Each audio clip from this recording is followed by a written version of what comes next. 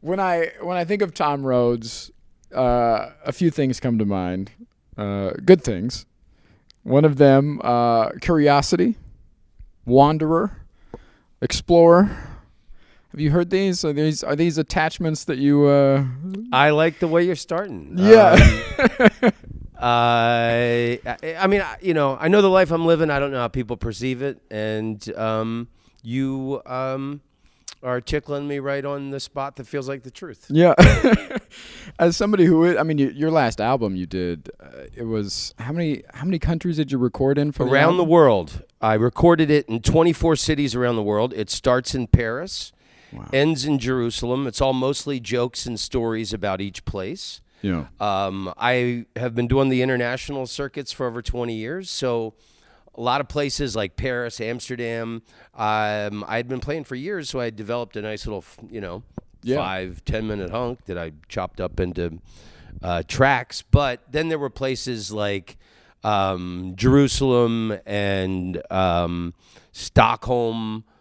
There was a few places that I hadn't played before, and that I scrambled to write material. And I always like to learn about a culture and a country's history. Like, things are really fascinating. But the interesting detail about that album is it was supposed to be 25 tracks.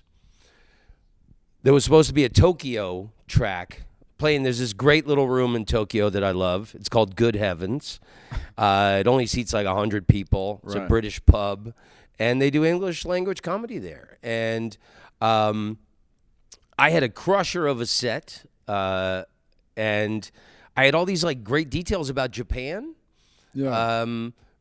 Japan is a very fascinating place. Like, if you commit suicide in Japan by jumping in front of a train, your family is sent a bill for disruption of service. I mean, there's like some really cold-blooded. Japan's got some really cold-blooded attributes. Like, that's a very New Jersey. People on death row in Japan are not told the day they're going to be executed. So really? It could be today. It could be 3 years from now. You have no idea. Which, I mean, that's like cruel, isn't it? Every time you hear the latch on the door open, is it lunch or is it goodbye? And the older population is so large in Japan that they actually sell more adult diapers than children's diapers in Japan. Really? So many fascinating, interesting things. So I had this like killer set about Japan, and I had all these, but I had this Zoom recorder on the ledge behind a really tiny little room. And at the end of my set, and I was so happy, I killed in Tokyo, and I got this track for my album that I had envisioned. I turned around and I knocked the recorder off, and it hit the ground, and the recording was lost. No. So that's why it's 24 tracks and not 25. But I was recording in Arizona, not as fancy, but I was recording in Arizona. I did a similar thing.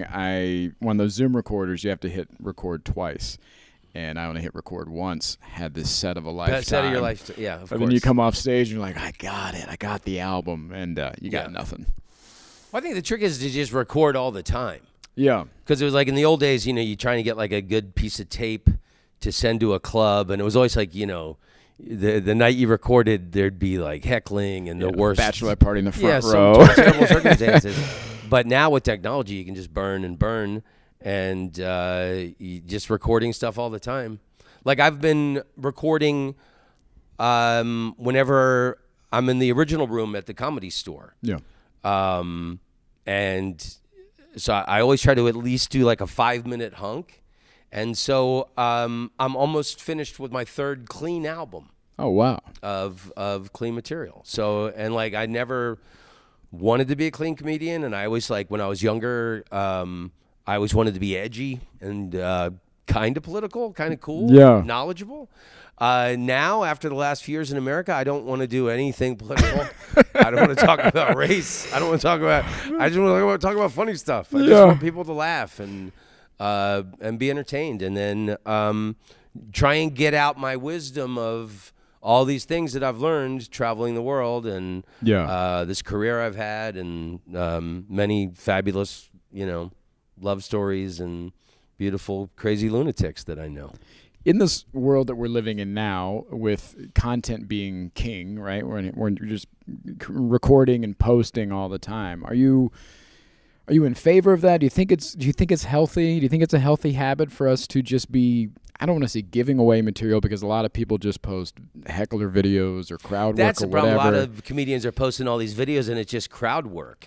So I think like a lot of like younger people who aren't exposed to a lot of stand-up comedy might think that's what stand-up comedy is. Yeah. Just like people goofing on the audience. I think it can be burdensome to put so much energy into, like, I had a podcast. I haven't put out an episode since August. I've been kind of lazy, but I've also been going through some personal trials and tribulations. I needed to step back and focus on my stand-up.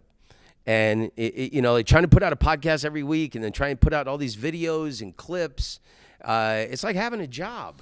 Yeah. And, you have to have a certain work ethic to be a great comedian, a great anything, a great electrician or dentist or plumber. But but we used to work on the act, you got to keep that original joy of what comedy is for you. And we all go through ups and downs in life. It was really hard to do stand-up comedy after my father and my sister passed, because I was just, heartbroken.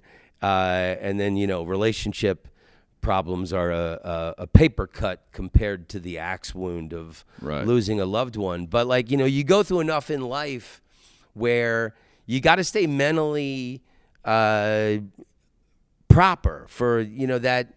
There's times in your life where it's difficult and you're having problems, but just to keep that original energy of joy of why you fell in love with stand-up comedy to begin with, and why you do it, I think that is more important than putting out content constantly, And I've chopped up a bunch of content. I've actually taken a little break from posting things. There's a book I just finished reading by Ryan Holiday called "Ego is the Enemy." Okay, I love Ryan Holiday. I love Ryan Holiday. I do the Daily Stoic. I really got into Stoicism. I've always been into Stoicism, but since the pandemic hit in 2020, I really, went back, started, reading Seneca, and then Ryan Holiday's The Daily Stoic. I love it. Beautiful love book. And Ego is the Enemy. It talks about how, playing this game of modern, your brand and trying to market yourself and constantly putting out this daily validation. Yeah, this like need for the approval of the likes and all that. Yeah. I think it's a great book in how it just coaches you to step back and be reminded that doing great work silently, and then getting some recognition or not getting recognition, just knowing you're doing the best work you can possibly do is better than, Yeah, just constantly posting to have something on your feed. I think that's what we're falling into. Unfortunately, is just put up anything that you have to keep the audience interested. But you're going to exhaust the audience. There's no excitability if you're posting daily garbage. If you're just posting, oh, it's your birthday, and you're heckling somebody or whatever. Yeah. That's way different than posting clips of an hour that you've worked on, or a film that you're curating and all those things. Yeah, what is your dream? Is your dream to be a TikTok star at 56?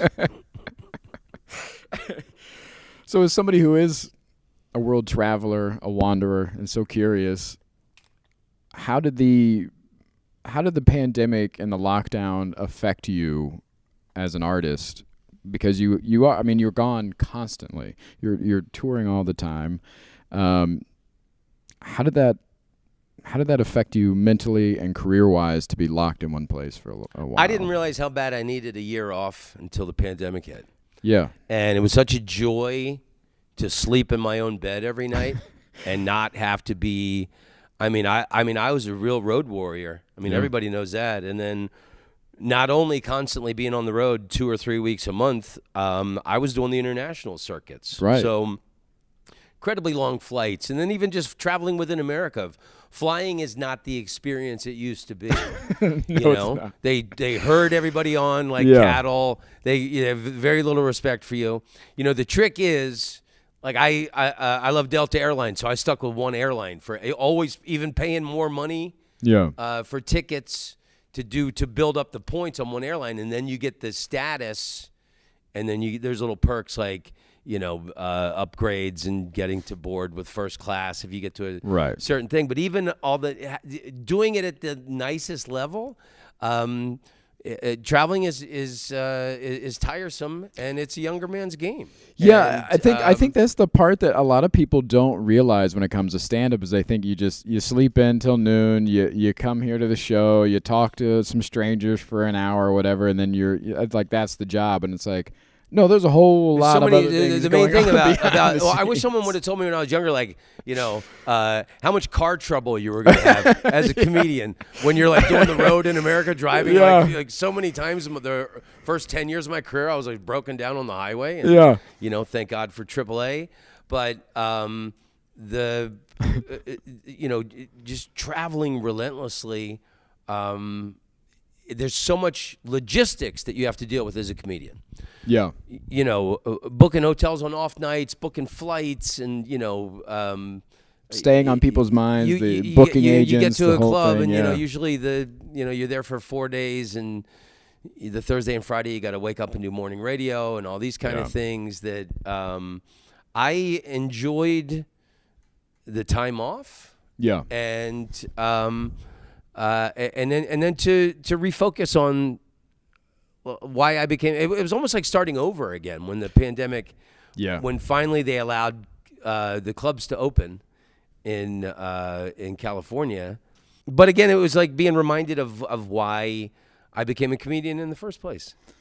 You know, Yeah. and then just to the simple joy of like writing jokes, taking it, and just kind of just staying in LA. Playing the clubs, and I've only been kind of doing the West Coast, Yeah. Gigs I can drive to. I mean, I was in Paris last year. I did some sets. That's a pretty big I drive. got a show in Buenos Aires next month, so I'm starting to you know, Get out there again. get out there again. But I don't ever want to go back to being on the road. I had a similar shift in that thought because I was doing 40 to 46 weeks a year on the road, and then when the pandemic hit, it was all gone. It wasn't just like, oh, it trickled off. It just disappeared. And I didn't work for over a year. I'm sure Yeah. you as well. Yeah, and I had similar thoughts about, I needed this break, and this is nice to be home and again in your own bed, and you're discovering different things about yourself and whatever. But I don't know if you struggle with this or not, but I had a big kind of identity crisis because I started. Well, that was the thing. I didn't realize how my whole social world is all connected to comedy, and all my best friends are comedians. And then you're seeing your friends when you're working and you're doing sets. And because you started young too, right? When I got to do sets again, that was what I said. I felt like I got my identity back because you're just like, some normal Joe without it. Yeah, because you started at like 17? 17. I started at 19, and so it was the same thing. It was comedy was everything that I was, and when it was gone, it was like, well, who am I without it? And I don't know if you kind of struggle with that part of it, not only the social aspect, but just your identity as a human, just being like, well, what am I without comedy? What am I without having these dates on the calendar and the value that we place on ourselves with our careers and all that stuff? Because, in comedy, we are kind of measured up to how much we're working. Well, I'll tell you this, my brother. Comedy's the only thing that never let me down. Yeah. Relationships, family, there's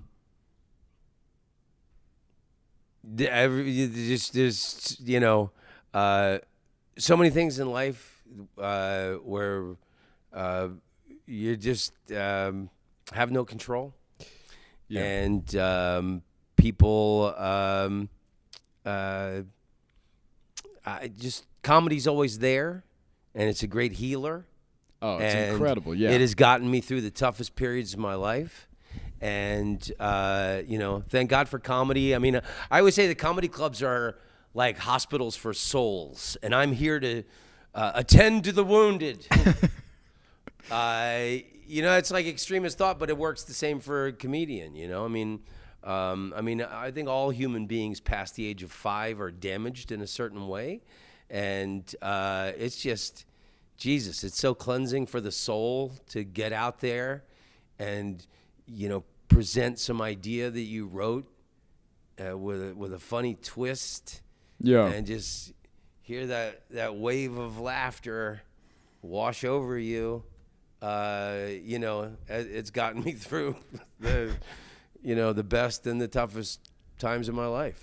Yeah, it's so interesting because it's not only healing for us, but it's healing for the audience as well. I can't tell you how many times, audience members come up afterwards and thought, it said, I thought I was the only one that felt that way. Or, I was talking a lot about grief for a while on stage, and I didn't realize that it was connecting in a different way. And so audiences were coming up, and it shifted from like, oh, you were so funny, to we just lost my brother, we just lost my father, that kind of thing. And what you were saying really resonated, and this and that. And we forget that is what comedy does as well. It's not only just a date night out or whatever. Sometimes it hits a nerve in a good way. Like sometimes when I see someone by themselves in a comedy club, I mean, I'm a big enough fan where I've gone to music shows and comedy shows. I've gone to plenty of comedy shows and bought a solo ticket because I was so in love with that performer. Yeah. But sometimes when I see one person by themselves, I always wonder, oh, maybe they might be going through something and need to put their brain on a shelf and hear someone else's chatter instead of their own. I had a woman come up to me after a show in Arcata, California, 5 years ago. She told me after the show, she was like maybe 60. She said that her husband had died a few months before, and I had made her laugh where there hadn't even been a smile. Oh. She hadn't even smiled. That's great. Since her husband died, and I made her laugh. And so, like, somebody tells you something like that. I remember after my first Comedy Central half-hour special, some guy sent me an email and said that his grandmother was dying, and everybody got to spend time with the grandmother. Yeah. As, their last time that they had. And while he got to spend this last time with her, they watched Comedy Central, and my special came on. Yeah. And he sat on the hospital bed with his grandmother and watched it, and he said that they laughed together. And then after this special, they talked about the things that I talked about, right. Which is like what I used to do with my father. When we used to watch specials when I was younger together, and afterwards we talked about like the parts that we liked, and critique it and then praise it as well. And the guy wrote me this email that his grandmother had died, and that forever that will be his greatest memory was laughing with her at my Comedy Central half-hour special. So that's great. People tell you things like that, and it's you can't help but feel blessed by the divine creator to have this ability to make people laugh and forget about their problems for a minute. Is that where you fell in love with stand-up? Was with your father watching? Was that like a? My dad loved comedy. Loved Richard Pryor. Yeah. My dad had Pryor vinyl records and Bob Newhart. So that's like where I started in comedy was Pryor and Bob Newhart. I see a lot of Bob Newhart in your act. Yeah, that's right. love Newhart. I really do. And I feel like comedians are my tribe. I think we transcend like race and gender and sexual preference. I mean, I've always looked at comedy as we're our own tribe. So I feel kind of related to all comedians. But my uncle did open mic night comedy in Washington, D.C. for 1 year. And I remember driving around with my dad listening to Pryor cassettes or 8-tracks. And in the early 70s when I was a youngster, they didn't have seatbelts, and I was next to my father with my arm on his shoulder. Yeah. And I remember my dad driving, and I remember like as he's laughing, I could feel his shoulders quake, and I just wow, so that's where I fell in love with comedy, and then my uncle did open mic night comedy for 1 year in Washington D.C. At a place called El Brookman's. My father took me to see his show, and it was a thin shotgun shack room, and the stage was next to the front entrance. And I was wearing a Washington Redskins jacket. And we walked in, and the show was in progress. The comedian on stage pulled me on stage and interviewed me like I was the coach of the Redskins. And that's the moment that changed my life. Ever since that moment, I never wanted to be anything but a stand-up comedian. Never even considered anything else. So you've been doing comedy since you were 17. You're not only traveling in the United States, but you're international. This has not been just a year or two. This has been your entire life that you've been kind of a nomad. How are you still inspired, and what gets you going to write and process this material that is still so relatable to people that aren't in that nomadic lifestyle? Like, how are you creating content that is so relatable that's in a life that's not relatable to most people? Well, I'm not so nomadic anymore. I've been, Right. I've been enjoying being a true Californian. Roller skating, hot yoga, and stand-up comedy. That's the trinity of my life right now. I've never thought about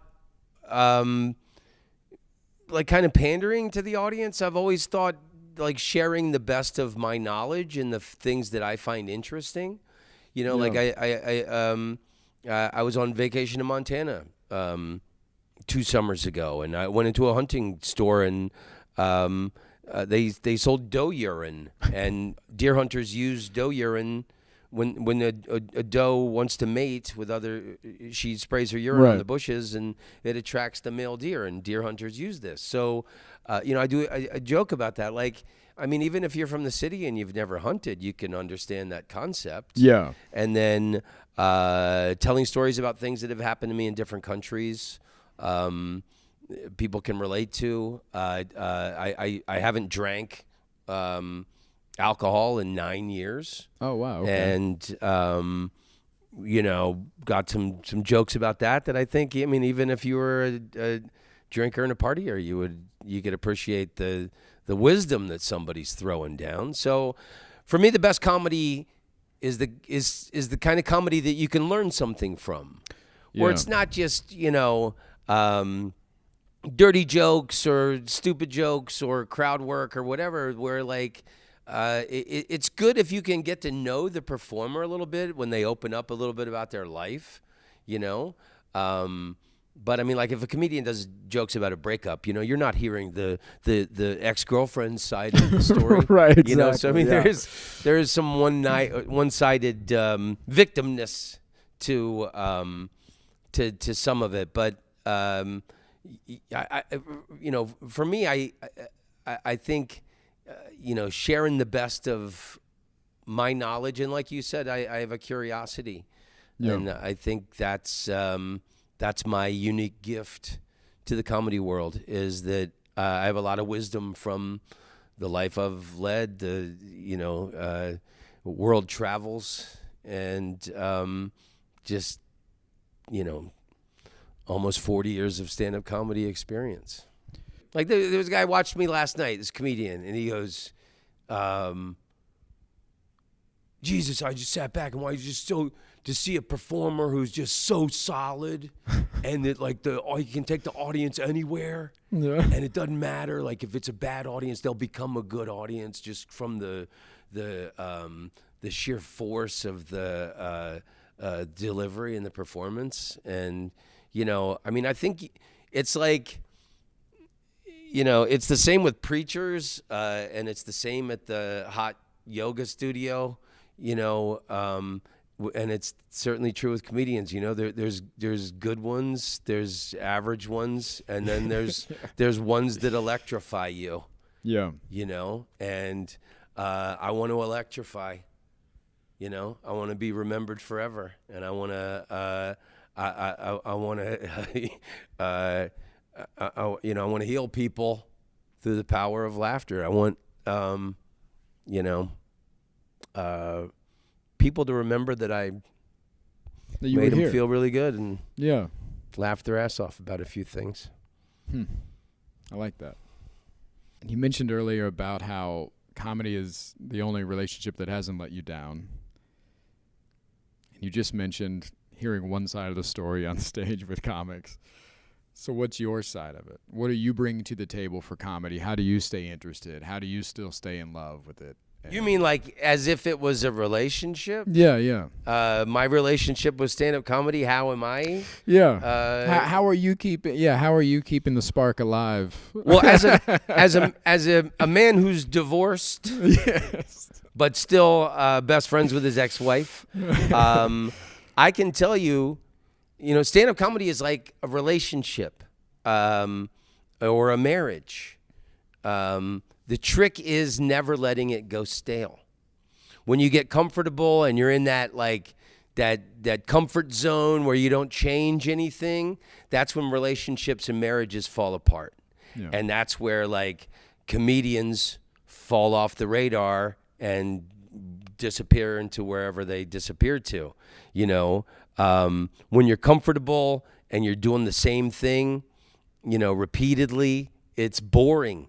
And jealousy is not the greatest threat to a relationship. Boredom is the greatest threat to a relationship. So I think you got to keep it really exciting, and you got to, to keep it exciting, you got to make it exciting for yourself. And I think the trick is, and what I try to do in my relationship with stand-up comedy is to never let it go stale.